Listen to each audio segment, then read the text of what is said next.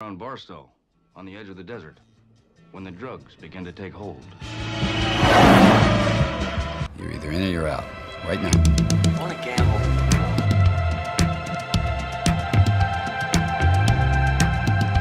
I never want to hear those words out of your mouth again. Gambling is not your problem. Has anybody ever told you before your bad luck? Most gamblers, when they go to gamble, they go to win. Those were my mother's dying words. When we go to gamble, we go to lose. Show me the money.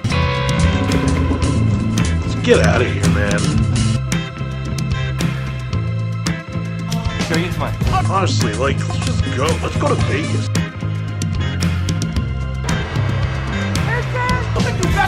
Jerry, I want you to say it what you would mean it, brother. Show me the money! It's the Sports Memory Vegas pregame show. Good morning, one and all. We are week 3 in the midst of non-conference season. We're figuring out who the haves and have-nots are. Speaking of have or have-nots, today I have my LEO podcast partner, Say-Taw 5, Mr. Seth, a.k.a. Purdue Pete. Seth, say hi to the people. What's up, baby? I'm so happy to be here. Thanks for having me, Brando. Absolutely pumped to have you. Newman's in Ireland. Trevor's working off a Florida State hangover. So Seth is actually going to bring some actual insight here today with us. We're going to have our normal show. We're going to run through 11 picks because honestly, a push is a loss in my book. So we're going to make these picks amongst the top 25 teams with the spread because this is primarily a gambling show. I want to make you as much money as possible while Seth tries to make you lose as much money as possible. The bias is showing already. Love it. All right, let's jump into what I think is the best team in the country. Number 1, Georgia, traveling into Columbia, going to visit the Gamecocks of South Carolina. Seth, the Gamecocks are getting 25 points. I mean, they're a Power 5 football team. This is bananas, right? Yeah, this is a fantasy world. This is the exaggerated line. SC always plays tough at home. They always have a spoiler game, usually at home. I don't think this is the week they spoil, but they're certainly going to be a hell of a lot more competitive than I think you would normally expect this game to be if it were in Athens. I think this is a Durham game, and I think the smart money is on USC. Same. Newman is the only one going on the edge and taking Georgia. I mean, we live in a world where Stetson Bennett might actually be pretty good, but Spencer Rattler is still the quarterback at South Carolina, and he's not a bum. I mean, he's not the hype that I think he got last year at this time, but he's not a bum. I think South Carolina keeps it within 25 points, and it sounds like you and I are on the same page to start. For sure. Now, so far, so good. Now let's go into the absolute shit show that is Lincoln, Nebraska. Number 6, Oklahoma travels and is giving 11 points to the home team. All of us are on Oklahoma. This line smells stinky. What's up with this game? Make some sense on this 11-point line. Who believes in Nebraska? Is that Nebraska? Okay. Who outside of nobody? Yeah, there is no reason to have any faith in this team whatsoever. I think I said the other day that this big noon game, you like to get up for games. This game makes me so sleepy. I have no interest in watching this. There is nothing to get excited about. This is what I would call a Lincoln revenge game. You'd have to think that Oklahoma, anything they see Lincoln on these days, they immediately get fired up. So I think if they're going into Lincoln, oh God, I mean, if you could move this line, I would move it up to 18. Easily. Like, if this line was 25 points, I might take Nebraska. But if it's 11, this is my slam dunk lock of the day right here. Like, no doubt, this is my absolute lock. It sounds like all of us are on Oklahoma. And Dylan Gabriel's a pretty good quarterback. Yeah. No doubt. All right, let's jump into a top 25 matchup. One of the best games of the day. Number 12, BYU traveling to Oregon. Oregon is giving 3.5 points here. The last time we saw Oregon on a big stage, they got dollywopped by Georgia. But somehow they're a favorite here. Can the Mormons pull off the upset? Okay, so you have an unproven Oregon team against a bunch of 25-year-old Mormons. Never bet against the Mormons. This is take the money line, take the straight up on BYU. I would even adjust this to plus 2.5. I think BYU wins this going away. Oregon has done nothing to impress me. I think that they're going to be on the come up. I just don't think they're there yet. And this is the great time of the year to really rub one in on them. Absolutely. And also, Bo Nix is the quarterback of Oregon. In case anyone forgot, Bo Nix is hot garbage. BYU's quarterback is okay, Jaron Hall. He's putting up some good stats, but I have a rule when it comes to college football, and it's bet against Bo Nix. So, yeah, I'm all in on BYU as well. You and I are tuned. I know your rule is anti Bo Nix. My rule is pro Mormon. So yeah, there we go. It all works out the same. Let's jump to next game here. A little SEC ACC matchup here. Number 20 Ole Miss traveling to the ATL.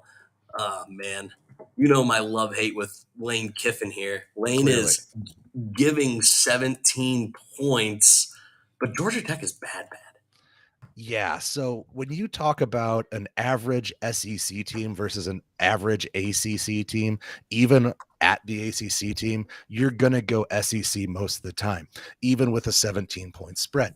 Here's the catch. I believe Ole Miss is going to be starting their freshman quarterback, and I think it's his first true road game. I haven't done enough research on this, but no, that's right.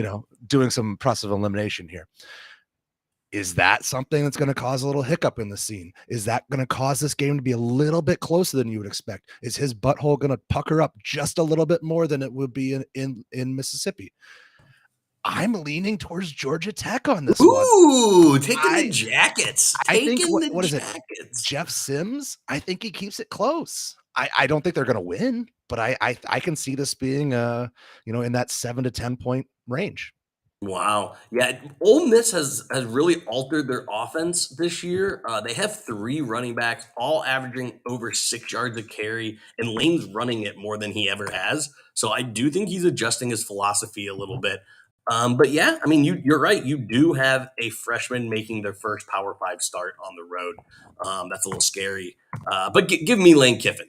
We were bound to disagree eventually. My disdain for Lane, I am a poet and I know it, is not going to overcome here. I'm taking the Running Rebels. All right, let's jump to another game that got a lot of buzz, but I don't think it's going to be close. We have number 22 Penn State traveling to Auburn. Auburn is a home underdog, getting 2.5 points here with an over-under of 48. Since this isn't our Big Ten LEO pod, give me the big red dog. Give me the big red dog. He's actually playing well this year. Oh, he's playing better than he ever has, which is, a shiny turd. But give me the big red dog. What say you? Here comes your anti-Purdue bias again.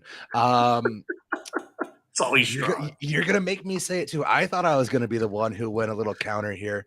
Auburn does nothing to impress me. TJ Finley didn't do anything for me last year, doesn't do anything for me this year. I don't like Clifford, the big red dog, but I do like Singleton.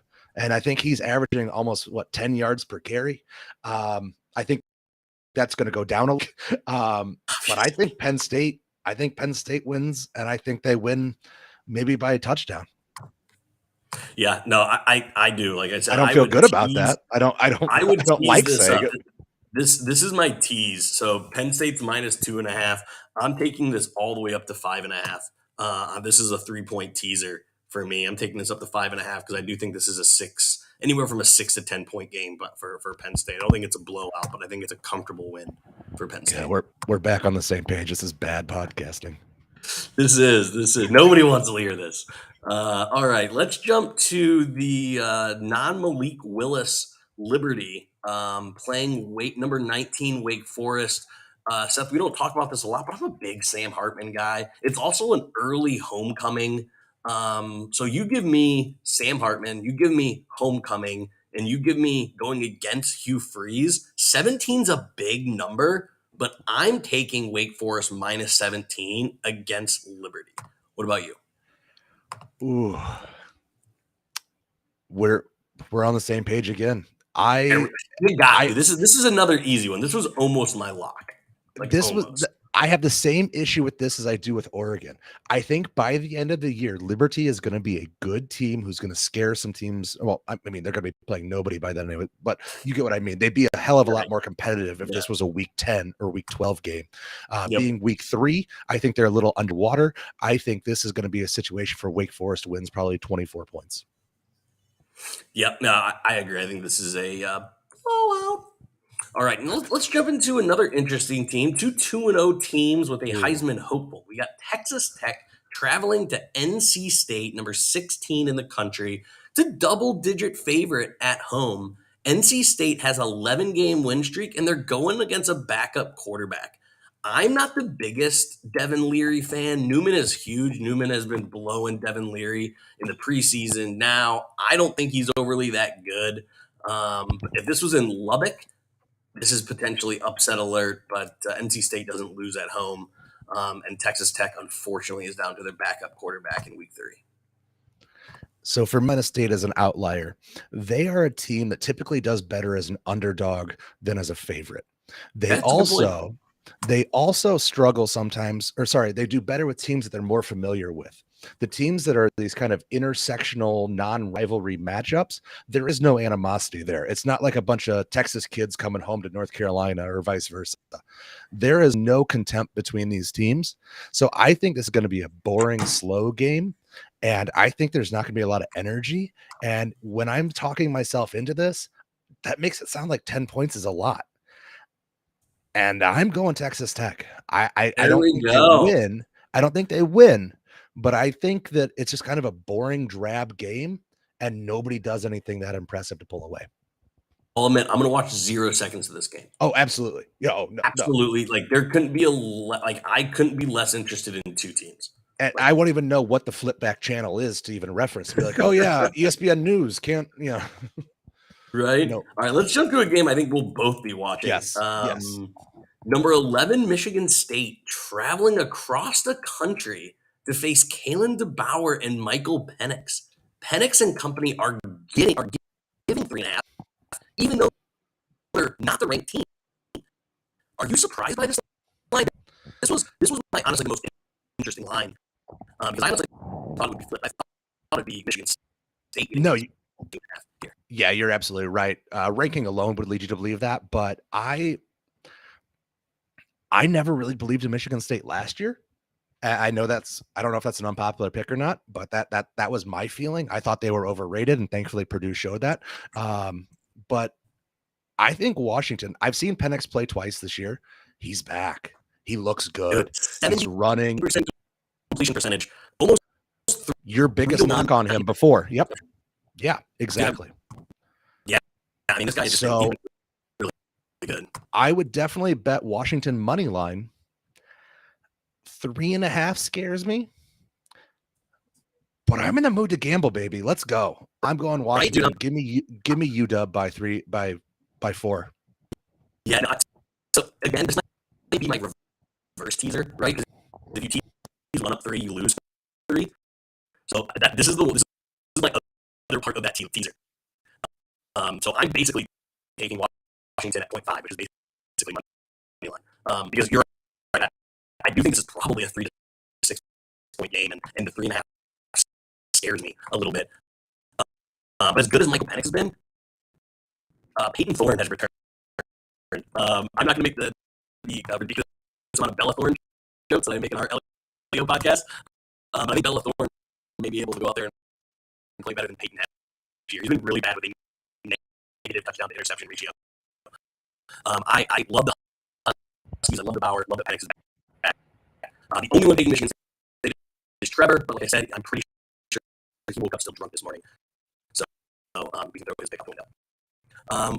Let's jump to, honestly, this would have been probably the game the week had Texas A&M not lost to Appalachian State last week. Yet number 13 Miami traveling to A&M. A&M is the favorite. This is another really weird line. Newman, Trevor, and I are all on Miami. Van Dyke looks really good. As low as I am on Devin Leary, is as high am I on Van Dyke for Miami. He looks really, really good. Texas A&M doesn't seem to know who the quarterback is. They could go to the backup, from what I've read. This is talk about money line picks. I'm taking Miami in my money line. What about you? I'm in the same boat. I really don't think that Max Johnson's really going to bring anything to the table for Texas A&M. He's a statue of a quarterback. I think he's talented. I don't know if he's a winner. His dad was. I don't know if he is. So yeah, this is for me. This is a money line Miami pick all day. I don't. Van Dyke hasn't impressed me as much as he has impressed you, but with what he's going against, and plus the yell doesn't do anything for me. I don't think it's an intimidating, whatever home field environment. So I think Van Dyke can go in there, and I think he can do what he needs to do to be effective and ultimately win the game outright. Yeah, I agree. Some people like to say after a big loss, teams respond. I think they're going to figure out a lot about this Texas A&M team in this game. But man, Miami is playing really well. So I'm taking Canes. All right, let's jump to some Pac-12 after dark. I love me some Pac-12 after dark. We got San Diego State traveling to the absolutely majestic stadium of the Utah Utes. Before we even get into it, this is one of the most beautiful stadiums at night, right? Like with the mountains, absolutely, and the sun setting. Like, Utah wasn't on my short list of schools, but like if my son goes there, I won't be mad. That stadium is amazing. Yeah, absolutely. So for me, the answer here is simple. San Diego State is not the same, Cinderella from last year. I thought they were wonderful. That team's not back. I don't know who those guys are. I don't know where they went, but that's not the guys on this team. And 21 points is a hell of a lot, but in Utah, at elevation, in a beautiful situation, 21's a lot, and I think they hit it. I got Utah. I do too. Want to hear my really bad joke? Well, actually, you can read it. So everyone saw all the spin on "Don't Worry, Darling." Well, this darling should worry because Cam Rising is going to absolutely light it up. The last time we saw Utah, they lost in the swamp.